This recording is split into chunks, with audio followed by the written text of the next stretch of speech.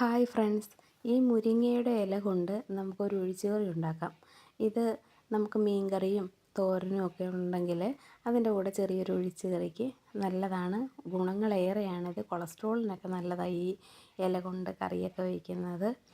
അപ്പോൾ ഞാൻ കരുതി ഇന്ന് ഇത് കൊണ്ടൊരു കറി ഉണ്ടാക്കാമെന്ന്. ചെറിയൊരു കമ്പാണ് അത്, ചെറുതായിട്ടൊന്ന് കിളിച്ച് വന്നതാണ്. അപ്പോൾ ഞാൻ അതിൽ നിന്ന് കുറച്ച് കമ്പ് മുറിച്ചെടുത്തു. എന്നിട്ട് കറി വെക്കാമെന്ന് കരുതി. അതിൻ്റെ ഇലകളെല്ലാം നല്ലതായിട്ട് കഴുകി, അഴുക്കൊക്കെ ഉണ്ട്. ചിലതിലൊക്കെ ഇങ്ങനെ ചിലന്തി വല പോലൊക്കെ ഇങ്ങനെ പിടിച്ചിരിക്കും. അതെല്ലാം നോക്കി നല്ല വൃത്തിയായിട്ട് കഴുകിയെടുത്തു. ഇതിന് കുറച്ച് അരപ്പ് വേണം ഈ ഒഴിച്ചുകറി വെക്കുന്നതിന്. അതിന് നമുക്ക് ഇച്ചിരി തേങ്ങയിൽ കുറച്ച് ജീരകവും മഞ്ഞൾപ്പൊടിയും പിന്നെ കുറച്ച് മഞ്ഞൾപ്പൊടിയും 2 അല്ലി വെളുത്തുള്ളി ഇതെല്ലാം കൂടെ ഇട്ട് നല്ല പേസ്റ്റ് പോലെ അരച്ചെടുക്കണം.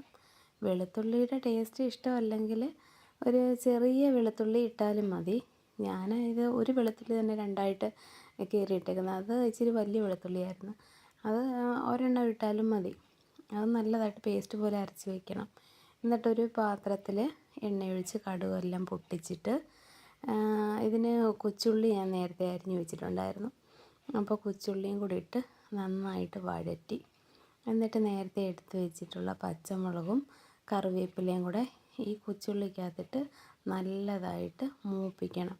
മൂപ്പിച്ച് കഴിയുമ്പോൾ പിന്നെ നേരത്തെ നമ്മൾ മുരിങ്ങയിലെല്ലാം പറിച്ച് വെച്ചിട്ടുണ്ടായിരുന്നു. അതിൻ്റെ അഴുക്കെല്ലാം നോക്കി നല്ല പിച്ചി വൃത്തിയാക്കി വെച്ചിട്ടുണ്ടായിരുന്നു. അത് ഇതിനകത്തോട്ടിട്ട് നല്ലതായിട്ട് മൂപ്പിച്ചിട്ട് നേരത്തെ അരച്ച് വെച്ചിരിക്കുന്ന അരപ്പ് ഇതിനകത്തോട്ടിട്ട് പച്ചമണം മാറുന്നത് വരെ നന്നായിട്ട് അതൊന്ന് തിളപ്പിക്കണം. അത് നന്നായിട്ട് തിളയ്ക്കണ്ട, ചെറുതായിട്ടൊന്ന് നല്ലതായിട്ട് ചൂടായി എടുത്താൽ മതി. ഒഴിച്ചറിയാകുമ്പോൾ ഇച്ചിരി ലൂസായിട്ടിരിക്കണമല്ലോ. അപ്പോൾ ഇച്ചിരി കൂടെ വെള്ളം ഒഴിച്ച് അതൊന്ന് അതിൻ്റെ പരുവത്തിന് ലൂസാക്കി എടുക്കണം. ഇത് ആരോഗ്യത്തിനൊക്കെ നല്ല, കുട്ടികൾക്കൊക്കെ കൊടുക്കാൻ നല്ലതാണ്. അതിൻ്റെ കൂടെ കുറച്ച് ഉപ്പിട്ട് അതിൻ്റെ ഉപ്പൊക്കെ നോക്കി കറക്റ്റായിട്ട് എടുക്കണം. ഇത് ഇങ്ങനെ അങ്ങ് തിളയ്ക്കണ്ട. തിളയ്ക്കാതെ സാമ്പാറൊക്കെ തിളയ്ക്കുന്ന പോലെ അത്രയും തിളയ്ക്കണ്ട. ചെറുതായിട്ട് 4 വശവും ഇങ്ങനെ തിള പോലെ വരുന്ന കഴിയുമ്പോൾ നമുക്കങ്ങ് ഓഫ് ചെയ്യാം. തിളച്ചാൽ ഇതിൻ്റെ പീര പോലെ ഇങ്ങനെ കിടക്കും. അത് അങ്ങനെ നമ്മൾ ഇതുപോലെ ഒഴിച്ചുകറി വയ്ക്കുമ്പോൾ തിളപ്പിക്കില്ല. നിങ്ങളിതെങ്ങനെ ചെയ്യുന്നത് അറിയത്തില്ല. ഞാനിത് ചെയ്യുമ്പോൾ ഇത്ര അധികം തിളപ്പിക്കാറില്ല. കുട്ടികൾക്കൊക്കെ സ്കൂളിൽ കൊടുത്തു വിടാനും വീട്ടിലൊക്കെ ഉള്ളപ്പോൾ കൊടുക്കാനൊക്കെ നല്ല, ഇത് ആരോഗ്യത്തിന് നല്ലതാണ്. ഇപ്പം വെളിയിൽ നിന്നൊക്കെ മേടിക്കുന്ന പച്ചക്കറിയൊക്കെ ആകുമ്പോൾ എന്തെല്ലാം വിഷാംശമൊക്കെ അടങ്ങിയ പച്ചക്കറികളാണ് നമ്മളെല്ലാം ഉപയോഗിക്കുന്നത്. ഇതാകുമ്പോൾ നമുക്ക് വിശ്വസിച്ച് കഴിക്കാം.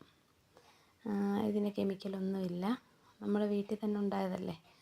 അപ്പോൾ ഇതിനകത്തിട്ടിരുന്ന പച്ചമുളകും എല്ലാം ഇവിടെ തന്നെ ഉണ്ടായതാണ്, അല്ല നമ്മൾ പുറത്തുനിന്ന് മേടിച്ചല്ല. അതുകൊണ്ട് ആരോഗ്യത്തിനൊക്കെ നമുക്ക് ഗ്യാരണ്ടിയാണ്. ഇതുപോലെ ഒരു കറിയൊക്കെ നമുക്ക് വെച്ച് നോക്കണം.